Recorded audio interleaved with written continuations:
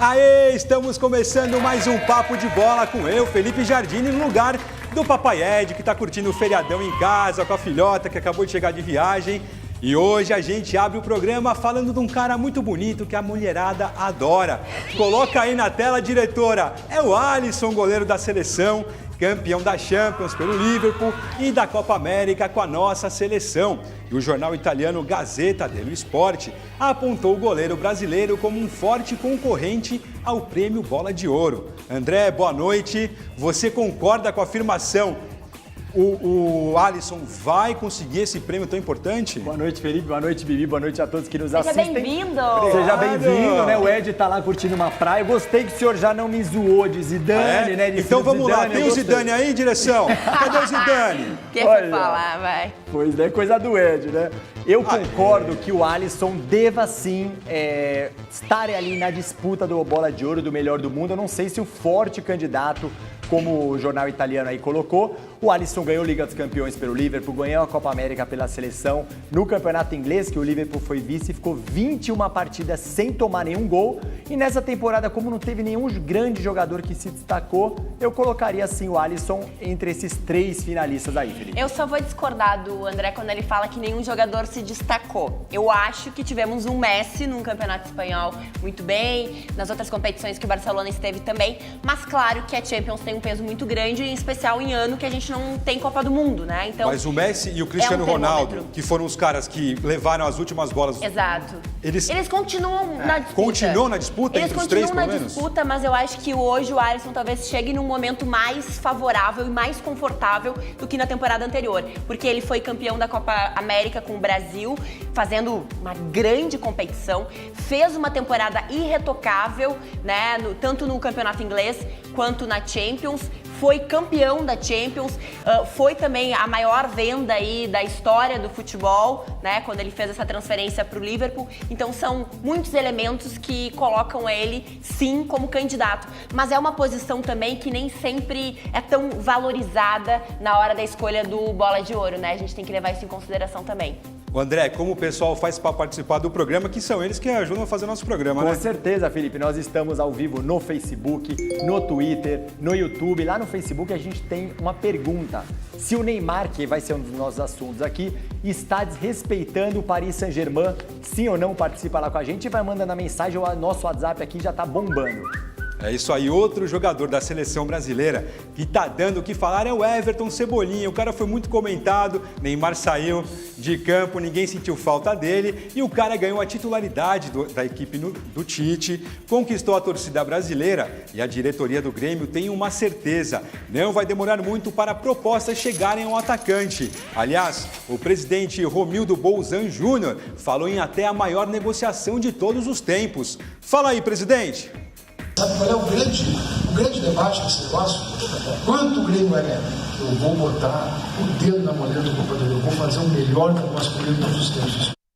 Ixi, Bibiana, para você acha que o Grêmio quer mesmo vender o Everton logo ou não? Precisa aproveitar essa oportunidade, né? A gente tem que lembrar aqui que o Everton chegou por um valor de 350 mil em 2013, uma valorização... Qual o valor? 350 mil reais foi que o Grêmio pagou. Hein? Mais que o euro. Em 2013, hoje ele tem uma multa de 350 milhões de reais, embora a diretoria do Grêmio admita, né, que em caso de saída faria metade desse valor. Então é o momento, é a oportunidade, talvez o Grêmio tenha perdido a oportunidade de vender o Luan anteriormente, né?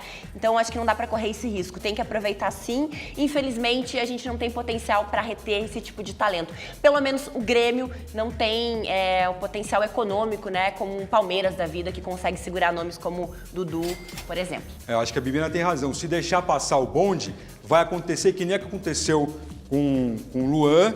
E olha, ninguém ouve, né? A gente não ouve mais falar do Luan, nem sendo cotado em times do exterior, que eu acho que pode acontecer, óbvio, ele é um jogador novo. E nem na seleção, né? Nem na seleção, né, André? Verdade. E outro também que o Arthur do Barcelona é a maior venda do Grêmio até agora. Você acha que a possível venda do Everton pode superar a venda de 31 milhões de euros pelo Arthur? Com certeza, o Everton renovou o contrato com o Grêmio no ano passado, então a multa dele passou para 80 milhões de euros, como a Bibi falou, 350 milhões de reais. O Grêmio tem metade dos direitos econômicos do Grêmio, 50%. Então, se vender aí, o Grêmio ganharia muita grana, mas eu acho que vai vender por um pouco menos desses 80 milhões de euros, seria um valor exorbitante. E aí já superaria aí essa venda do Arthur também. André e Bibiana, que time o Everton Cebolinha se encaixaria melhor? Espanha, Inglaterra, manda o cara logo pra China pra se aposentar de vez? Qual que é? Não. Ele é um ótimo jogador, ele se encaixa em qualquer campeonato, em especial pelas características dele, essas jogadas de velocidade, pelas beiradas, mas eu acho que a escolha dele tem que ser o futebol inglês. E, aliás, eu vou lembrar aqui a entrevista que ele concedeu ao Fernando Fontana, né, ao Fefon, ao término do jogo lá no Maracanã, que ele disse assim, e aí, você tá pronto pra ir pro Manchester City? Aí o Everton respondeu com um sorrisão, assim. Então, são alguns indícios e características que o nosso querido Guardiola adora. Eu também concordo. Que o Manchester City falaram também em Milan, estão falando em Bayern de Munique para até suprir a ausência do Robben, né? Que também acho que é bem a característica do Everton de cortar para dentro e bater. Mas o Manchester City, que o Guardiola já gosta disso, tem o Mahrez que cai pela ponta, tem o Sterling, eu acho que o Everton Cebolinha cairia como uma luva ali. O Everton foi o entrevistado hoje da coletiva de imprensa do Grêmio e ele prometeu uma declaração ou uma surpresa, deixou um mistério depois do jogo contra o Bahia da Copa do Brasil amanhã. Então pode ser que amanhã a gente já tenha novidade. Já? Será uma despedida tão rápida assim? Parece até que ele também queria jogar no fim de semana pelo Brasileiro, então de repente ele anuncia amanhã, joga no fim de semana e aí deixa o Grêmio, né? E quem tá de clube novo lá na Europa é o goleiro Neto, ex-Valência. Ele foi apresentado hoje no Barcelona. O contrato com o clube catalão vai até 2023 e na entrevista coletiva ele foi ousado. Disse que é ambicioso e que é melhor que o Ter Stegen, goleiro titular do Barça. André, presta atenção, você concorda? Eu acho que não. Tem que esperar, né? Tá chegando agora, fez uma boa temporada pelo Valência, 47 jogos o Neto, mas ele tá chegando como reserva. O Silesen, que era o reserva do Ter Stegen, que é goleiro alemão, foi pro Valência e o Neto tá chegando ali. Ele custou 110 milhões de reais, também um valor muito alto, mas tem que chegar numa boa na reserva aí do Ter Stegen. É legal que ele tenha essa ambição. Eu acho que quando a gente é profissional, a gente tem que sempre ter a ambição de também, algo. Né? O cara tá checando que chega, mas senta eu na acho que talvez janelinha. ele foi naquela emoção de querer dizer, de querer mostrar confiança e tudo mais. Mas é um cara que psicologicamente está preparado nesse sentido de ser o segundo goleiro, porque durante muito tempo esteve à sombra do Buffon, que pra mim é um dos principais personagens assim da história do futebol mundial. E rapidinho, o Neto vai conseguir voltar para a seleção, que é um dos desejos do Neto é voltar para a seleção. E aí? Difícil, hein? Difícil, porque tem o Cássio, tem o Ederson, o Tite até falou sobre o Everton do Palmeiras, também falou na coletiva depois do título, acho que tem muita gente boa ali. Eu prefiro o Cássio do que o Neto. Nossa, e o Ederson, coitado dele? O Ederson também, que é um dos melhores do mundo já também, temos né? os Com três certeza. fechados, né? Então, Neto, desencana, a sua mudança só serviu para encher o bolso. Agora um assunto que esses comentaristas aqui, ó, querem falar muito, Neymar. Qual a novidade? A cada dia tem uma novidade. Olha, o PSG não aceitou a recusa do atacante em participar da pré-temporada e começa a transformar os dias de falta do Neymar em multa, nada mais justo, né, Bibiana? Se tá descumprindo o que foi acordado, né? Quando Tem é clima combinado, pro Neymar no PSG? Eu acho que não tem mais clima, não. Acho que tá muito claro já o posicionamento dele, o desejo de sair. O Leonardo falou sobre isso. O Leonardo também se posicionou dizendo que não precisa mendigar por nenhum atleta. Pelo peso, pela capacidade que o PSG tem no cenário internacional, pelo poder de compra e tudo mais. Eu acho que ele realmente não precisa estar, por favor, Neymar, volte. Eu acho que o jogador tem que estar confortável e tem que estar feliz. Senão não vai entregar o necessário, né? Ô André, participação da galera aí, o que o povo tá falando? Muita gente aqui, o pessoal falando, o Franciel de Caldas Novas dizendo que o Neymar sim está desrespeitando o Paris Saint-Germain. Temos também o Fábio pelo WhatsApp. Boa noite, galera. Ele tá falando sobre o Tite, falando que o Tite vai ser o novo Dunga, que vai ganhar tudo menos a Copa do Mundo. Tem o Ronaldo Matson, Fabiano Flores, Beth Carvalho, Reginaldo Paulo. Continue mandando as mensagens que a gente vai ler o nome de todo mundo aqui no Papo de Bola. E agora eu vou provocar a Bibiana. Tem comparação Dunga e Tite? Não tem, né? Ai, Quem que foi que falou isso aí? Quem foi? Deixa eu achar. Ah, quem pelo foi. amor de Deus, não tem como nem comparar, Foi gente. pelo WhatsApp, foi o Fábio. Fábio Fábio, pelo WhatsApp. não dá, Fábio, pô. Não dá. Eu respeito muito o trabalho do Dunga, eu acho que ele foi fortemente criticado também, assim, enquanto treinador, mas Hoje não tem comparação. Acho que o Tite está muito mais estabelecido como treinador 3 e anos, tudo mais. né? Tite... E até eu acho que o Dunga, de repente, quis sair um pouco dos holofotes nesses últimos anos, não buscou um reposicionamento também. O André, e o Leonardo deu uma entrevista assim, guerra declarada entre Neymar e PSG, já era, a guerra foi declarada, e o Leonardo falou que não tem proposta efetiva do Barcelona. Como você encarou essa entrevista? O que ele falou realmente? Ele usou o termo seguinte, ele falou, houve contatos superficiais com o Barcelona, e ele até falou assim, essa posição do Neymar e do staff dele, né, de todo mundo que roda, ele, pai dele inclusive, está clara para todo mundo, ou seja, que quer sair do Paris Saint-Germain e está saindo pelas portas dos fundos, né, deveria ter se apresentado, é o que nós comentamos ontem, ele tem compromissos pessoais com a instituição dele, tá? Imagina se todos os jogadores do PSG tivessem compromisso, ninguém se representa, ninguém treina e o time fica como? Fora que ele ganha 24 milhões de reais por mês em bônus, em salário lá no PSG. E tá reclamando do quê, né? Pois é. Bom, vamos sair da Europa, voltar pro Brasil, porque tem atacante chegando no São Paulo. Fala aí, Carol Niquirito, quem tá por aí? Tem sim, Felipe. Boa noite. É o Raniel, de 23 anos, ao lado dos dirigentes Raí e Alexandre Pássaro. Ele foi apresentado e conversou com os jornalistas. Falou também sobre a falta de ritmo de jogo e das lesões que teve no período em que foi jogador do Cruzeiro, onde estava desde 2016. A gente sempre quer trabalhar, tá dando o nosso melhor ali para poder estar ajudando o clube. Infelizmente aconteceu essas lesões, mas aqui vai ser diferente. Prometo isso, que vou me cuidar mais, vou focar mais nos treinamentos. O clube anunciou que só terá despesa financeira com o jogador a partir de janeiro do ano que vem. E isso viabilizou a negociação. Se concretizou com importante mencionar, uma engenharia financeira que o São Paulo começa a desembolsar pela compra dele a partir de janeiro do ano que vem. Até agora, este foi o único reforço anunciado pelo Tricolor para a retomada do Campeonato Brasileiro. Alexandre Pássaro e Raí comentaram sobre o atraso de direitos de imagem, um assunto que foi bem comentado por aqui na semana passada. O São Paulo tem 100 anos quase, vai fazer 100 anos daqui a pouco, e nunca deixou de cumprir um compromisso. E isso não vai acontecer. Eu fico por aqui, é com você aí no estúdio, Felipe. Obrigado, Carol. André, fala pra gente, e o Raniel, hein? É um bom atacante? É um atacante que o São Paulo precisava para deslanchar de vez aí? É um bom atacante, mas eu acho que não é aquele centroavantão, brigador, alto, cabeceador que o São Paulo precisa. Ele já tem o Pablo, já tem o Pato, que são os jogadores que fazem até centroavante, mas até preferem jogar um pouco mais pela beirada, apesar do Pablo ter ido bem no Atlético Paranaense de centroavante. Raniel, 88 jogos, 16 gols no Cruzeiro. Muitos ele entrava no banco, tal. Então, acho que 13 milhões de reais por 50% dos direitos, eu acho que é uma boa, um bom atacante, mas não era o que São Paulo precisava. Foi um bom negócio, eu acho que pro momento um bom negócio, né? Precisa pagar só a partir de janeiro, acho que pro que tá no mercado, acho que sim, dá pra tentar. Eu não sei se era o melhor nome, mas talvez é o que cabia no bolso do São Paulo atualmente, Exato. né? Rodrigo Cabral, lá em Belo Horizonte, é verdade que baixou polícia aí na Toca da Raposa?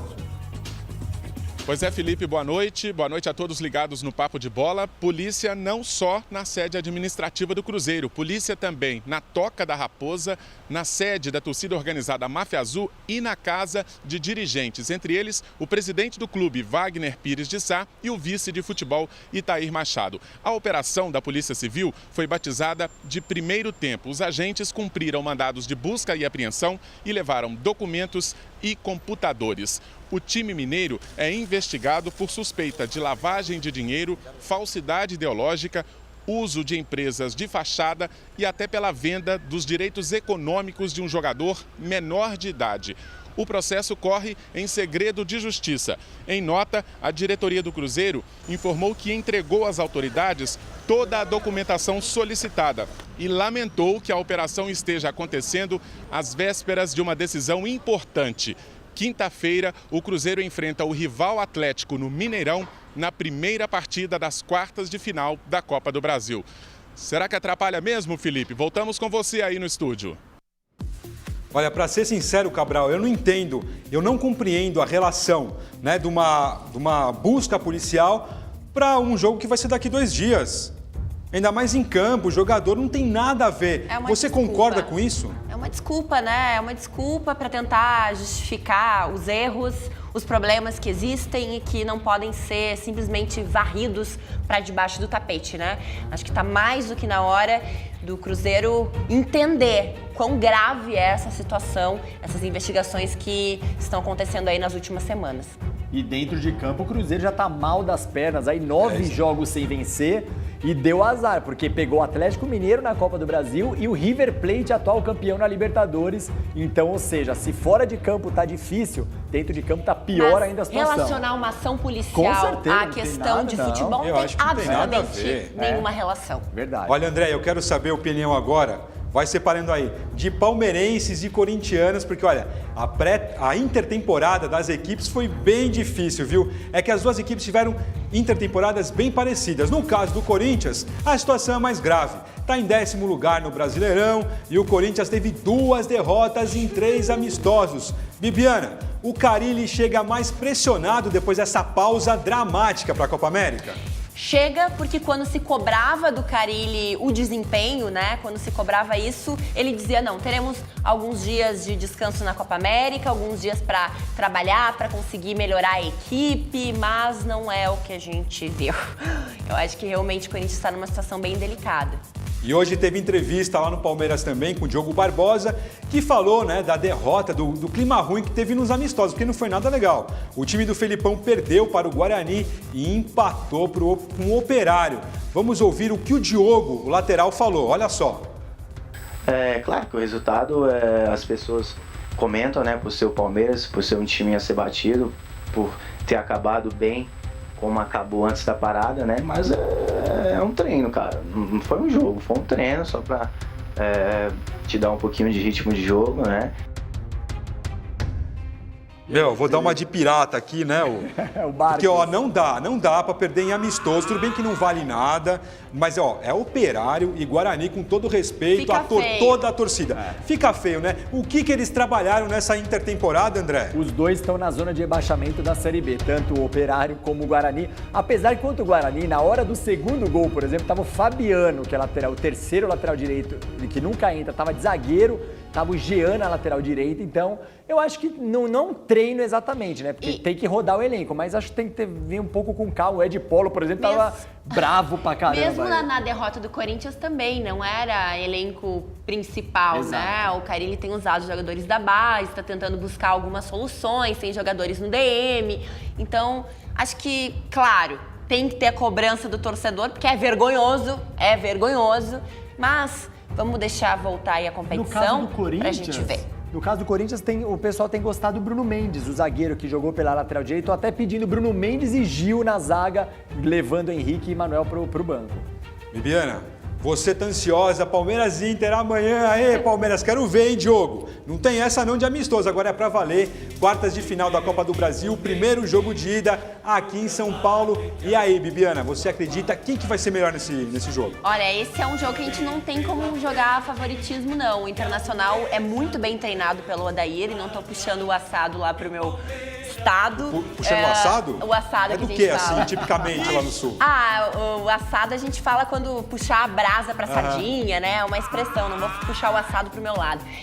E assim, o Inter tá muito bem encaixado, o Paulo Guerreiro deve ser titular nessa partida, se representou o Internacional hoje, vem de um grande desgaste de Copa América, mas é uma das armas desse Internacional também.